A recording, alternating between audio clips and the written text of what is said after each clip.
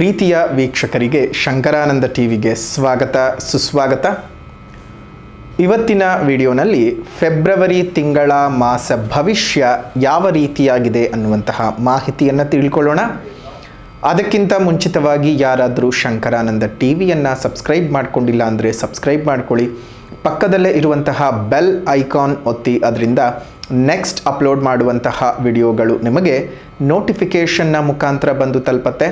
ಹೊಸ ಮಾಹಿತಿಗಳನ್ನು ತಿಳ್ಕೊಳ್ಳೋದಕ್ಕೆ ಸಾಧ್ಯವಾಗುತ್ತೆ ಅಂತ ತಿಳಿಸ್ತಾ, ಫೆಬ್ರವರಿ ತಿಂಗಳಲ್ಲಿ ಬದಲಾವಣೆ ಆಗುವಂತಹ ಗ್ರಹಗಳು ಯಾವ್ದ್ಯಾವುದು ಮತ್ತು ಫೆಬ್ರವರಿ ತಿಂಗಳ ಮಾಸ ವಿಶೇಷತೆಗಳೇನು ಅನ್ನೋದನ್ನು ಈಗ ಗಮನಿಸೋಣ. ನೋಡಿ, ಫೆಬ್ರವರಿ ತಿಂಗಳಿನಲ್ಲಿ ಬದಲಾವಣೆ ಆಗುವಂತಹ ಗ್ರಹಗಳನ್ನು ನೋಡಿದ್ರೆ ಕೇವಲ 3 ಗ್ರಹಗಳು ಮಾತ್ರ ಬದಲಾವಣೆ ಆಗ್ತವೆ. 11ನೇ ತಾರೀಕು 2ನೇ ತಿಂಗಳು 2025ಕ್ಕೆ ಕುಂಭ ರಾಶಿಗೆ ಬುಧ ಪ್ರವೇಶ ಮಾಡ್ತಾನೆ. ಅದೇ ರೀತಿಯಾಗಿ 12ನೇ ತಾರೀಕು 2ನೇ ತಿಂಗಳು 2025ರಂದು ರವಿ ಮಕರದಿಂದ ಕುಂಭಕ್ಕೆ ಪ್ರವೇಶ ಮಾಡ್ತಾನೆ. ಅದಾದ ನಂತರ 27ನೇ ತಾರೀಕಿನಂದು ಮೀನರಾಶಿಗೆ ಬುಧ ಪ್ರವೇಶ ಮಾಡ್ತಾನೆ. ಇದಿಷ್ಟು ಈ ಒಂದು ತಿಂಗಳಿನಲ್ಲಿ ನಡೆಯುವಂತಹ ಗ್ರಹದ ಸಂಚಾರ. ಬುಧ ಗ್ರಹವೇ ಎರಡೆರಡು ಬಾರಿ ತನ್ನ ಗ್ರಹದ ಒಂದು ಸ್ಥಾನದ ಸಂಚಾರವನ್ನು ಮಾಡ್ತಾ ಇದ್ದಾನೆ. ಅದು ಬಿಟ್ಟರೆ ರವಿ ತನ್ನ ಮಾಸದ ಸಂಚಾರವನ್ನು ಮಾಡ್ತಾ ಇದ್ದಾನೆ. ಈ ಎಲ್ಲ ಗ್ರಹ ಸ್ಥಿತಿಗಳಿಂದಾಗಿ ಯಾವ್ಯಾವ ರೀತಿಯ ಫಲಿತಗಳು ಈ ತಿಂಗಳಲ್ಲಿ ಬರಬಹುದು ಫೆಬ್ರವರಿ ತಿಂಗಳಲ್ಲಿ ಅನ್ನೋದನ್ನು ನೋಡೋಣ. ಜೊತೆಗೆ ಈ ತಿಂಗಳ ಮಾಸ ವಿಶೇಷತೆಯನ್ನು ಗಮನಿಸಬೇಕಾದ ಸಂದರ್ಭದಲ್ಲಿ ಬಹಳ ವಿಶೇಷವಿದೆ. 1ನೇ ತಾರೀಕಿನಂದು ಕುಂದ ಚತುರ್ಥಿ ಇರತಕ್ಕಂಥದ್ದು, 2ನೇ ತಾರೀಕಿನಂದು ಶ್ರೀ ಪಂಚಮಿ, 3ನೇ ತಾರೀಕಿನಂದು ಕುಮಾರಷಷ್ಠಿ, ಅದೇ ರೀತಿಯಾಗಿ 4ನೇ ತಾರೀಕಿನಂದು ಸೂರ್ಯ ಜಯಂತಿ ಇರುವಂಥದ್ದು, ಜೊತೆಗೆ 5ನೇ ತಾರೀಕಿನಂದು ರಥಸಪ್ತಮಿಯನ್ನು ನಾವು ಆಚರಣೆಯನ್ನು ಮಾಡ್ತೇವೆ. ಸೊ ನೋಡಿ, ರಥಸಪ್ತಮಿಯು ಸಹ ನಮಗೆ ಈ ತಿಂಗಳಲ್ಲಿ ಬಂದಿದೆ. ಅದಾದ ನಂತರದಲ್ಲಿ 10ನೇ ತಾರೀಕಿನಂದು ಸೋಮ ಪ್ರದೋಷ ಇರ್ತಕ್ಕಂಥದ್ದು, ಸೋಮವಾರ ಪ್ರದೋಷ ಬಂದಿದೆ, ಹಾಗಾಗಿ ಸೋಮ ಪ್ರದೋಷ ಇರ್ತಕ್ಕಂಥದ್ದು. 12ನೇ ತಾರೀಕಿನಂದು ಭರತ ಹುಣ್ಣಿಮೆ ಅಥವಾ ಭಾರತ ಹುಣ್ಣಿಮೆ ಅಂದು ಸತ್ಯನಾರಾಯಣ ಪೂಜೆಯನ್ನು ಮಾಡೋದಕ್ಕೆ ಬಹಳ ಶ್ರೇಷ್ಠವಾಗಿರ್ತಕ್ಕಂಥದ್ದು ಅಂತ ಹೇಳಬಹುದು. ಇನ್ನು ಅದೇ ರೀತಿಯಾಗಿ ಎಲ್ಲರಿಗೂ ಬಹಳ ಸಂತೋಷವನ್ನು ಕೊಡ್ತಕ್ಕಂತಹ, ಪ್ರತಿಯೊಬ್ಬರಿಗೂ ಸಹ ಜೀವನದಲ್ಲಿ ನಿದ್ರೆಯ ಮಹತ್ವವನ್ನು ತಿಳಿಸುವಂತಹ, ಜಗತ್ತಿನ ಎಲ್ಲ ತಮಸ್ಸುಗಳನ್ನು ನಾಶ ಮಾಡ್ತಕ್ಕಂತಹ, ಪರಮೇಶ್ವರನ ಆರಾಧನೆ ಮಾಡ್ತಕ್ಕಂತಹ ಮಾಸ ಶಿವರಾತ್ರಿಗಳನ್ನು ನಾವು ಪ್ರತಿ ಮಾಸವೂ ಏನು ಮಾಡ್ತೀವಿ, ಆದರೆ ವರ್ಷಕ್ಕೆ ಒಮ್ಮೆ ಬರ್ತಕ್ಕಂಥದ್ದು ಮಹಾಶಿವರಾತ್ರಿ. ಆ ಮಹಾಶಿವರಾತ್ರಿಯ ಒಂದು ಸುಸಂದರ್ಭ, ಜೊತೆಗೆ ಅದೇ ದಿವಸ ಒಂದು ಶನೈಶ್ಚರ ಜಯಂತಿಯೂ ಸಹ ಇರತಕ್ಕಂಥದ್ದು. ಚಾಂದ್ರಸೌರ ಮಹಾಶಿವರಾತ್ರಿ 26ನೇ ತಾರೀಕು 2ನೇ ತಿಂಗಳು 2025. ಅದೇ ರೀತಿಯಾಗಿ 28ನೇ ತಾರೀಕು ಶಿವರಾತ್ರಿ ಅಮಾವಾಸ್ಯೆಯನ್ನು ಸಹ ನಾವು ಆಚರಣೆ ಮಾಡ್ತಾ ಇದ್ದೇವೆ. ಬಹಳ ಅಂದರೆ ತುಂಬ ವಿಶೇಷತೆಗಳಿದ್ದಾವೆ. ಈ ಬಹಳ ವಿಶೇಷತೆಗಳಿಂದ ಕೂಡಿರ್ತಕ್ಕಂತಹ ಈ ಮಾಸವು 12 ರಾಶಿಗಳ ಮೇಲೆ ಹಲವು ರೀತಿಯಾಗಿ ಪ್ರಭಾವವನ್ನು ಬೀರುತ್ತೆ. ಅದು ಒಳ್ಳೆ ರೀತಿಯಲ್ಲೂ ಹೌದು, ಕೆಡುಕಿನ ರೀತಿಯಲ್ಲೂ ಹೌದು. ಎಲ್ಲ ಒಳ್ಳೆಯದಾಗಲಿ, ಎಲ್ಲ ಕೆಡುಕುಗಳೆಲ್ಲ ದೂರವಾಗಬೇಕು, ಎಷ್ಟೋ ಒಂದು ಜನರ ಕನಸುಗಳು ಈಡೇರಬೇಕು. ಇನ್ನೇನು ನಾವು ಯುಗಾದಿ ಹಬ್ಬದ ಹೊಸ್ತಿಲಿಗೆ ಬರ್ತಾ ಇದ್ದೇವೆ. ಆ ಯುಗಾದಿ ಹಬ್ಬದ ಹೊಸ್ತಿಲಿಗೆ ಬಂದ ಸಂದರ್ಭದಲ್ಲಿ ಯುಗಾದಿ ಭವಿಷ್ಯವನ್ನು ಸಹ ಮುಂದಿನ ದಿನಮಾನಗಳಲ್ಲಿ ನಾವು ತಿಳ್ಕೊಳ್ತಾ ಹೋಗೋಣ. ಈಗ ಇಷ್ಟು ಒಂದು ವಿಶೇಷತೆಗಳಿಂದ ಕೂಡಿರ್ತಕ್ಕಂಥ ಫೆಬ್ರವರಿ ತಿಂಗಳು ಯಾವ ರೀತಿಯಾಗಿ ಕೆಲಸವನ್ನು ಮಾಡುತ್ತೆ, ಯಾವ ರೀತಿಯಾದಂತಹ ಮಾಸ ಭವಿಷ್ಯವನ್ನು ತಿಳಿಸ್ತಾ ಇದೆ ಅನ್ನೋದನ್ನು ತಿಳ್ಕೊಳ್ಳೋಣ. ಮಕರ ರಾಶಿನಲ್ಲಿ ಹುಟ್ಟಿರ್ತಕ್ಕಂಥವರಿಗೆ ಈ ಒಂದು ಫೆಬ್ರವರಿಯ ತಿಂಗಳಲ್ಲಿ ಒಂದಿಷ್ಟು ಸೌಖ್ಯದ ವಾತಾವರಣ ಜಾಸ್ತಿ ಆಗುತ್ತೆ. ಯಾಕಂದ್ರೆ ಮಕರ ರಾಶಿಯವರಿಗೆ ಇನ್ನೇನು ಕೊನೆ ಹಂತದಲ್ಲಿ ನಿಂತ್ಕೊಂಡ್ಬಿಟ್ಟಿದೆ ಸಾರಸ ಪ್ರಭಾವ. ಅದು ಹೊಂಬು ಶನಿ ಪ್ರಭಾವ ಇರುವಂತವ್ರಿಗೆ ಏನು 7 ವರ್ಷ ಏನಂಥ ಸಮಸ್ಯೆಗಳೆಲ್ಲ ಏನಾಗಿರ್ಲಿಲ್ಲ. ಕೆಲವೊಬ್ರು ಬಹಳ ಅನುಕೂಲತೆಗಳಾಗಿದ್ವು. ಆದ್ರೆ ಕೆಲವೊಬ್ರು ಮೊದಲನೇ ಬಾರಿ ಅನುಭವಿಸ್ತಾ ಇದ್ದಾಗ ಅಥವಾ 3ನೇ ಬಾರಿ ಅನುಭವಿಸ್ತಾ ಇದ್ದಂಥವರಿಗೆ ಒಂದಷ್ಟು ಬಹಳ ಗೊಂದಲಮಯವಾದ ವಾತಾವರಣ, ಕಷ್ಟಗಳು, ನಷ್ಟಗಳು, ಕೌಟುಂಬಿಕ ಕಿರಿಕಿರಿಯ ವಾತಾವರಣ, ಏನೇನೋ ಸಮಸ್ಯೆಗಳೆಲ್ಲ ಆಗಿದ್ವು. ನಾವು ಆಗಿಲ್ಲ ಅಂತಾನು ಹೇಳಲಿಕ್ಕೆ ಬರಲ್ಲ. ಹಾಗಂತ ಹೇಳಿ ನೀವು ಪೂರ್ತಿ ಸಂತಸವೇ ನಡೆದಿದೆ ಅಂತಾನು ಹೇಳಲಿಕ್ಕೆ ಬರೋದಿಲ್ಲ. ನಿಮ್ ಕರ್ಮಾನುಸಾರೇಣ ಶುಭ ಮತ್ತು ಅಶುಭದ ಫಲಗಳನ್ನ ನೀವು ಅನುಭವಿಸಿದ್ರಿ. ಆದ್ರೆ ಈಗ ನಿಮ್ಗೆ 3ನೇ ಮನೆಯ ಶನಿಯ ಒಂದು ಸಂಪೂರ್ಣ ಅನುಗ್ರಹ ಸಿಗುವ ಸಮಯದ ಹೊಸ್ತಿಲಿನಲ್ಲಿದ್ದೀರಿ, ಮಾರ್ಚ್ 29ನೇ ತಾರೀಕು. ಅದ್ರ ಜೊತೆಗೆ ಗುರುಬಲ ಬೇರೆ ನಿಮ್ಗೆ ಇರ್ತಕ್ಕಂತಹದ್ದು. 5ನೇ ಮನೆಯಲ್ಲಿ ಇರ್ತಕ್ಕಂತಹ ಗುರುವಿನ ಪ್ರಭಾವ ನಿಮ್ಗೆ ಅನುಕೂಲತೆಯನ್ನೇ ಸೃಷ್ಟಿ ಮಾಡಿಕೊಡತ್ತೆ. ಸೊ ಹಾಗಾಗಿ ಯೋಚನೆ ಮಾಡುವಂತ ಅವಶ್ಯಕತೆ ಇಲ್ಲ. ನಿಮ್ಮ ರಾಶಿಗೆ ನಿಮ್ಮ ರಾಶಿಯಲ್ಲಿ ಸಂಚಾರ ಮಾಡ್ತಾ ಇರ್ತಕ್ಕಂತಹ ರವಿಯ ಗ್ರಹದ ಅನುಕೂಲತೆಗಳು ಸಹ ನಿಮ್ಗೆ ಒಂದು ಒಳ್ಳೆ ಪ್ರಭಾವಗಳನ್ನ, ಮತ್ತು 12ನೇ ತಾರೀಕಿನ ನಂತರದಲ್ಲಿ ಅದು ಮುಂದಿನ ಸ್ಥಾನಕ್ಕೆ ಶನಿಯ ಮನೆಗೆ ಹೋಗ್ತಾನೆ, ಶನಿಯ ಜೊತೆಗೆ ಇರ್ತಾನೆ. ಸೊ ಅದು ಸಹ ಒಂದಿಷ್ಟು ನಿಮ್ಗೆ ಪ್ಲಸ್ ಅಂಡ್ ಮೈನಸ್ ಪಾಯಿಂಟ್ಗಳು ಸಹ ನಿಮ್ಗೆ ಇದ್ದದ್ದೇ. ಯಾರ ಜೀವನದಲ್ಲಿ ಪರ್ಫೆಕ್ಟ್ ಆಗಿ ಪ್ರತಿಯೊಬ್ಬರಿಗೂ 100% ಶುಭ 100% ಅಶುಭ ಅಂತ ಹೇಳಲಿಕ್ಕೆ ಸಾಧ್ಯ ಆಗಲ್ಲ. ಅವ್ರವ್ರ ಕರ್ಮಾನುಸಾರೇಣ ಇದ್ದೇ ಇರುತ್ತೆ. ಅದಕ್ಕೆ ಹೇಳ್ತೀವಿ, ನಿಮ್ ಜನ್ಮಜಾತಕವನ್ನು ಒಂದ್ಸಲ ತೋರಿಸ್ಕೊಂಬಿಡಿ ಅಂತ. ಈ ಒಂದು ತಿಂಗಳಲ್ಲಿ ಮಕರ ರಾಶಿನಲ್ಲಿ ಹುಟ್ಟಿರ್ತಕ್ಕಂಥವ್ರಿಗೆ, ಪೊಲೀಸ್ ಇಲಾಖೆನಲ್ಲಿ ಕೆಲಸ ಮಾಡ್ತಾ ಇರ್ತಕ್ಕಂಥವ್ರಿಗೆ, ಅಡ್ಮಿನಿಸ್ಟ್ರೇಟಿವ್ ಒಂದು ಡಿಪಾರ್ಟ್ಮೆಂಟ್ಗಳಲ್ಲಿ ಕೆಲಸವನ್ನ ಮಾಡ್ತಾ ಇರುವಂತಹ ಗೌರ್ಮೆಂಟ್ ಆಫೀಸರ್ಸ್ಗಳಿಗೆ, KAS ಆಫೀಸರ್ಸ್ಗಳಿಗೆ, ಇನ್ಯಾವುದೇ ರೀತಿಯ ಸರ್ಕಾರಿಯ ಉನ್ನತ ಅಧಿಕಾರದ ವರ್ಗದಲ್ಲಿ ಇರ್ತಕ್ಕಂಥವರಿಗೆ ಅತ್ಯುತ್ತಮವಾದ ಸಮಯ. ಶುಭ ರೀತಿಯಾದ ಟ್ರಾನ್ಸ್ಫರ್ಗಳು ಸಿಗುತ್ತೆ. ಸಾಮಾನ್ಯ ವರ್ಗದ ಸರ್ಕಾರಿ ಉದ್ಯೋಗಿಗಳಿಗೆ ತುಂಬಾ ದಿವಸದಿಂದ ಭತ್ಯೆಯ ಹೆಚ್ಚಳವಾಗಲಿ ಅಥವಾ ಬೇರೆ ಬೇರೆ ವರ್ಗಕ್ಕೆ ಕೆಲಸಗಳಿಗೆ ಹೋಗಬೇಕು ಅನ್ನುವಂತಹ ವಾತಾವರಣಗಳೆಲ್ಲ ಇರ್ತವೆ. ಅದನ್ನ ನೀವು ನಿಮ್ಮ ಇಚ್ಛೆಯ ಅನುಸಾರ ನೀವು ಮಾಡ್ಕೋತೀರ. ಹಾಗಾಗಿ ಈ ಒಂದು ತಿಂಗಳಲ್ಲಿ ನಿಮ್ಗೆ ಅನುಕೂಲತೆಗಳು ಜಾಸ್ತಿನೇ ಇದ್ದಾವೆ ಸರ್ಕಾರಿಯ ಕೆಲಸದಲ್ಲಿ ಇರ್ತಕ್ಕಂಥವರಿಗೆ. ಇನ್ನು ವೈದ್ಯರಿಗೆ ಹೊಸ ಹೊಸ ಅವಕಾಶಗಳು ಬಂದು ತಲುಪತ್ತೆ. ವಾಹನಗಳಿಂದ ನೀವು ಹೆಚ್ಚಿನ ಲಾಭವನ್ನ ನೀವು ಗಮನಿಸಬಹುದು. ದೊಡ್ಡ ಮೊತ್ತದ ಧನದ ಲಾಭ ವ್ಯಾಪಾರಸ್ಥರಿಗೆ ಈ ಒಂದು ತಿಂಗಳಲ್ಲಿ ಉಂಟಾಗುತ್ತೆ.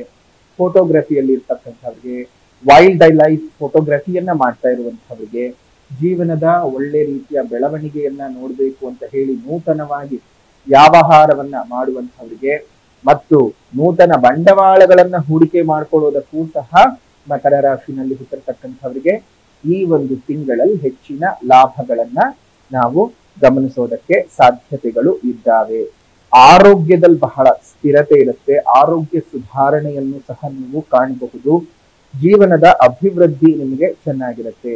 ವಿದೇಶ ಪ್ರಯಾಣದ ಯೋಗವೂ ಸಹ ಮಕರ ರಾಶಿಯವರಿಗೆ ಈ ಒಂದು ತಿಂಗಳಲ್ಲಿ ಬರುವಂತಹದ್ದು. ಶುಭ ಕಾರ್ಯಗಳು ನಡೆಯುತ್ತೆ. ಶುಭ ಘಟನೆಗಳಲ್ಲಿ ನೀವು ಪಾಲ್ಗೊಳ್ತೀರಿ. ನಿಮ್ಮ ಮೇಲೆ ನಂಬಿಕೆ ಇಟ್ಟಂತಹ ವ್ಯಕ್ತಿಗಳಿಗೆ ನೀವು ಆ ನಂಬಿಕೆಯನ್ನ ಉಳಿಸಿಕೊಳ್ಳುವಂತಹ ಪ್ರಯತ್ನವನ್ನ ನೀವು ಮಾಡ್ತೀರಿ.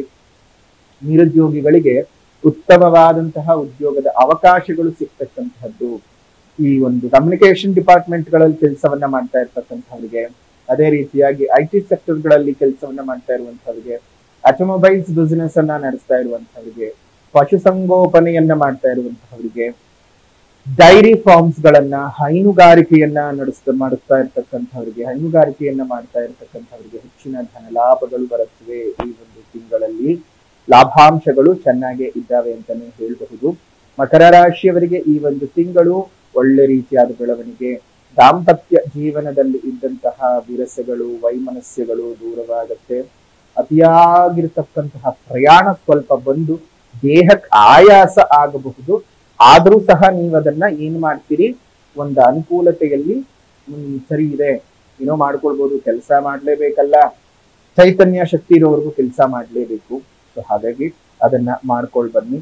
ಕುಟುಂಬಕ್ಕೆ ಬೇಕಾದಂತಹ ಎಲ್ಲ ವಿಚಾರಗಳಲ್ಲೂ ಸಹ ನಿಮಗೆ ಅನುಕೂಲತೆಗಳು ಸೃಷ್ಟಿ ಆಗತ್ತೆ.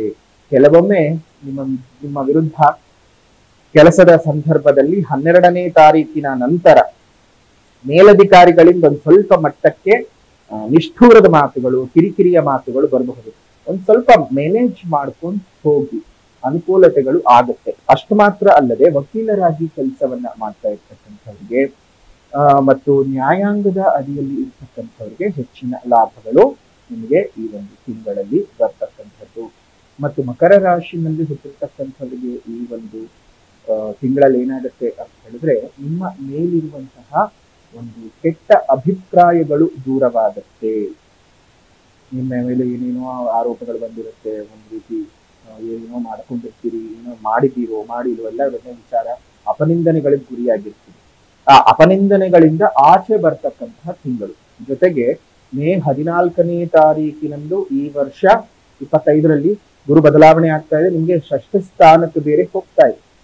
ಈ ಷಷ್ಠ ಸ್ಥಾನಕ್ಕೆ ಹೋಗ್ತಾ ಇರ್ತಕ್ಕಂತಹ ಪ್ರಭಾವ ನಿಮ್ಗೆ ಆರೋಗ್ಯದ ಮೇಲೆ ತುಂಬಾ ಪರಿಣಾಮಗಳನ್ನ ಬೀರುತ್ತೆ. ಗುರುಬಲವನ್ನ ಬೇರೆ ಮಕರ ರಾಶಿಯವರು ಕಳ್ಕೊಂತಿದ್ದೀರಿ. ನಾವು ಈಗಾಗಲೇ 2025ರ ವಾರ್ಷಿಕ ವರ್ಷ ಭವಿಷ್ಯ ಹೇಳುವ ಸಂದರ್ಭದಲ್ಲೇ ಈ ಒಂದು ವಿಚಾರವನ್ನ ನಿಮಗೆ ತಿಳಿಸಿದ್ವಿ. ಅದನ್ನ ಹೆಚ್ಚು ಜನರು ತುಂಬಾ ಗಮನ ಕೊಟ್ಟಿದ್ರಿ. ಏನ್ ಮಾಡ್ಬೇಕು ಅಂತ ಪರಿಹಾರವನ್ನು ಸಹ ಕೇಳಿದ್ವಿ. ಹಾಗಾಗಿ ನಾವು ನಿಮಗೆ 2025ರಂದು ಏನು ಗುರುಗ್ರಹದ ಬದಲಾವಣೆ ಆಗುವ ಸಂದರ್ಭದಲ್ಲಿ ಮೇ 14ನೇ ತಾರೀಕು ಗುರು ಬದಲಾವಣೆ ಆಗತ್ತೆ.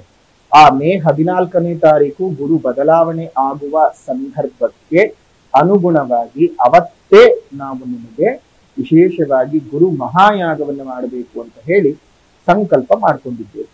ಮೇ 14ನೇ ತಾರೀಕಿನಂದು ನಡೆಯುವಂತಹ ಗುರು ಮಹಾಯಾಗದಲ್ಲಿ ನಿಮ್ಮ ಹೆಸರು, ರಾಶಿ, ನಕ್ಷತ್ರ, ಗೋತ್ರ, ನಿಮ್ಮ ಮನೆಯ ವಿಳಾಸ ದಿಷ್ಟನ್ನು ಸಹ ಕಳುಹಿಸಿ ನೋಂದಾಯಿಸಿಕೊಳ್ಳಿ. ಅದು ಶುಲ್ಕ ಇರುವಂತಹದ್ದು 333 ರೂಪಾಯಿಗಳು. ಹಾಗಾಗಿ ಗುರುವಿನ ಅನುಗ್ರಹ ನಿಮ್ಗೆ ಸಂಪೂರ್ಣವಾಗಿ ತಲುಪತ್ತೆ. ನಮ್ಮ ಶಂಕರಾನಂದ ಟಿವಿಯಲ್ಲೇ ಅದರ ಲೈವ್ ನೋಡ್ಬೋದು. ಶನಿಯಾಗ ನೋಡೋದ್ ಹಾಗೆ ಅದನ್ನ ಇನ್ನಷ್ಟು ಹೆಚ್ಚಿನ ಒಳ್ಳೆ ರೀತಿಯಲ್ಲಿ ತೋರಿಸೋ ಪ್ರಯತ್ನವನ್ನು ಸಹ ನಾವು ಮಾಡ್ತೇವೆ. ಅದೇ ರೀತಿಯಾಗಿ ಪ್ರಸಾದವೂ ಸಹ ನಿಮ್ಮ ಮನೆಗೆ ಬಂದು ತಲುಪತ್ತೆ. ಗುರು ರಕ್ಷಾ ಕವಚ ಮತ್ತು ಗುರುವಿನ ರಕ್ಷೆ ಇರತಕ್ಕಂತಹ ಅಕ್ಷತೆ ಇದೆರಡೂ ಸಹ ಬಂದು ನಿಮಗೆ ತಲುಪುವಂತಹ ಕೆಲಸವಾಗುತ್ತೆ. ಅದನ್ನ ಪ್ರತಿನಿತ್ಯ ಹೇಗೆ ಉಪಯೋಗಿಸ್ಕೊಳ್ಬೇಕು ಅನ್ನೋದನ್ನ ನಮ್ಮ ತಂಡ ನಿಮ್ಗೆ ಹೇಳ್ಕೊಡುತ್ತೆ. ಅದೇ ರೀತಿಯಾಗಿ ಮಾಡಿ ಅಂತ ಹೇಳ್ತಾ ಈ ಒಂದು ಮೇ 14ನೇ ತಾರೀಕಿನಂದು ನಡೆಯುವಂತಹ ಗುರು ಮಹಾಯಾಗದಲ್ಲಿ ನಿಮ್ಮ ಹೆಸರನ್ನು ನೋಂದಾಯಿಸಿಕೊಳ್ಳಿ. ಅಷ್ಟು ಅದರ ಜೊತೆಗೆ ನೀವು ಇನ್ನೂ ಒಂದೇನು ಕೆಲಸ ಮಾಡಬೇಕು ಅಂದ್ರೆ ಈ ಒಂದು ತಿಂಗಳಲ್ಲಿ ಮಾಸ ಭವಿಷ್ಯದ ಅನುಸಾರ ಪರಿಹಾರವನ್ನು ಮಾಡ್ಕೋಬೇಕು. ಮೊದಲನೇದಾಗಿ ಸಾಮಾಜಿಕ ಪರಿಹಾರ. ಪ್ರಕೃತಿಯನ್ನ ಉಳಿಸಿ, ಪ್ರಕೃತಿಯನ್ನು ಬೆಳೆಸಿ, ಇನ್ನಿತರ ಜೀವ ಜಂತುಗಳಿಗೆ ಆಸರೆಯಾಗಿರಿ. ನಿಮ್ಮ ಮನೆ ಮುಂದೆ ಮತ್ತು ಮೇಲ್ಭಾಗದಲ್ಲಿ ಸಣ್ಣ ಸಣ್ಣ ಕುಂಡಗಳಲ್ಲಿ ನೀರನ್ನ ಇಡ್ತಾ ಬನ್ನಿ. ಅದರಿಂದ ಎಷ್ಟೋ ಜೀವ ಜಂತುಗಳಿಗೆ ನೀವು ಕೊಡುವಂತಹ ಹನಿ ನೀರು ಆಸರೆಯಾಗಿ ನಿಂತ್ಕೊಳ್ಳುತ್ತೆ.